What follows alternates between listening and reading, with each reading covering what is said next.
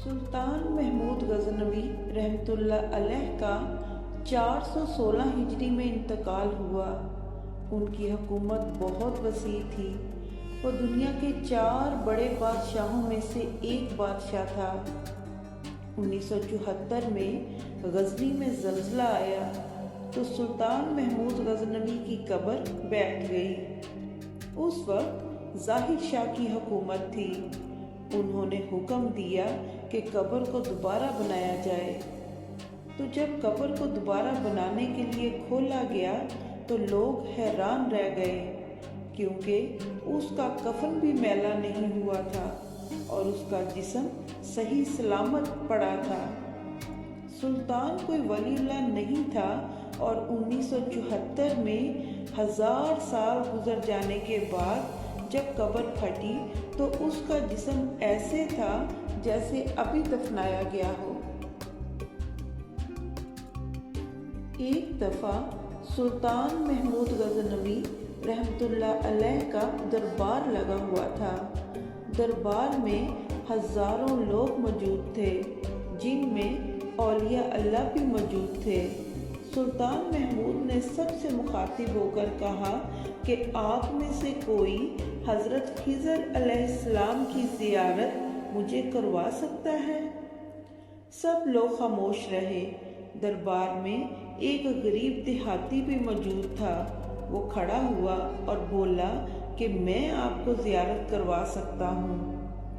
सुल्तान ने उसकी शराइत पूछी तो अर्ज़ करने लगा कि मुझे 6 महीने दरिया के किनारे चिल्ला काटना पड़ेगा, लेकिन मैं एक गरीब आदमी हूँ, इसलिए मेरे घर का खर्चा आपको उठाना पड़ेगा।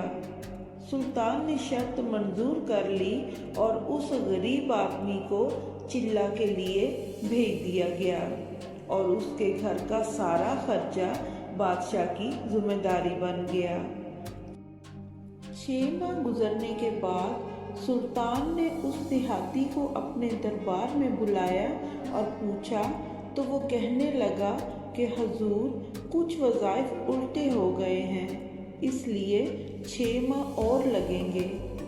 मज़ीद 6 माह गुजरने के बाद सुल्तान ने उस देहाती गरीब आदमी को दोबारा बुलवाया और अपने काम का पूछा तो देहाती बोला कि बादशाह सलामत, कहाँ मैं एक गुनाहगार इंसान और कहाँ हज़रत खिज़र अलैहिस्सलाम।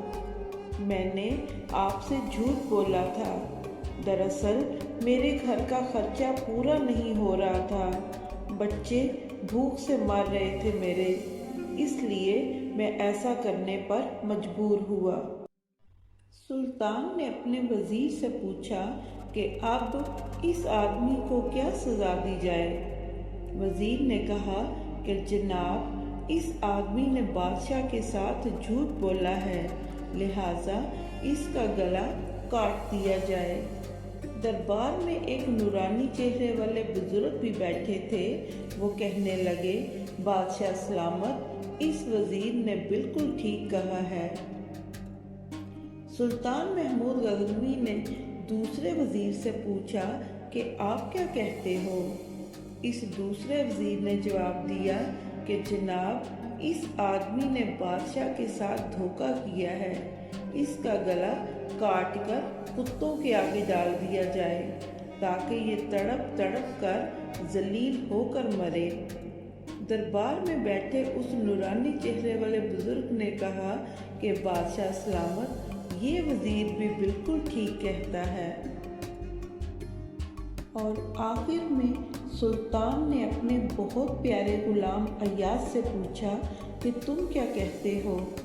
अय्याज ने कहा, हुजूर, आपकी बादशाही से 1 साल एक गरीब के बच्चे पलते रहे, लेकिन आपके ख़जाने में कोई कमी नहीं आई और ना ही इस गरीब देहाती के झूठ से आपकी शान शौकत में कोई फ़र्क पड़ा।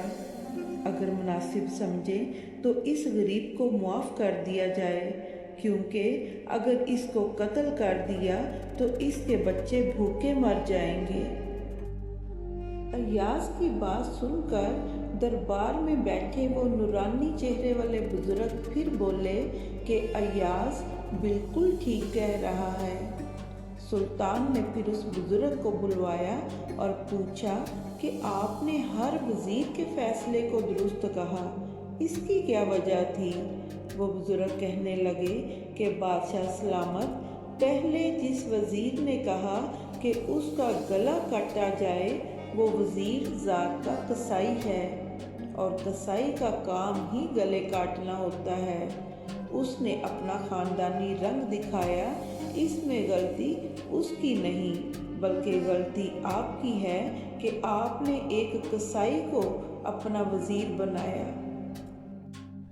और दूसरे वजीर ने जब कहा कि इस गरीब को कुत्तों के आगे डाला जाए, इस वजीर का बाप बादशाह की कुत्ते नहलाया करता था और कुत्तों से शिकार खेलता था, तो उसने भी अपना ख़ानदानी रंग दिखाया।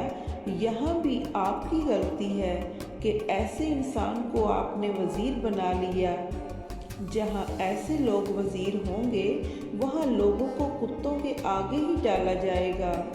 और आखिर में जो अय्याज ने बोला तो बादशाह सलामत, अय्याज एक सैयदज़ादा है और सैयद की शान ये है कि वो अपना सारा ख़ानदान मैदान करबला में ज़िबा करवा देता है मगर कभी बदला नहीं लेता।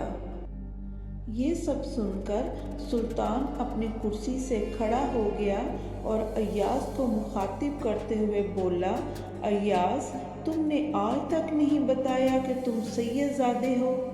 अय्याज बोला, बादशाह सलामत, आज तक किसी को मालूम नहीं था कि मैं एक सैयदज़ादा हूँ, लेकिन इस बुज़ुर्ग हस्ती ने मेरा राज खोल दिया है, चुनाचे मैं भी एक राज खोल देता हूँ।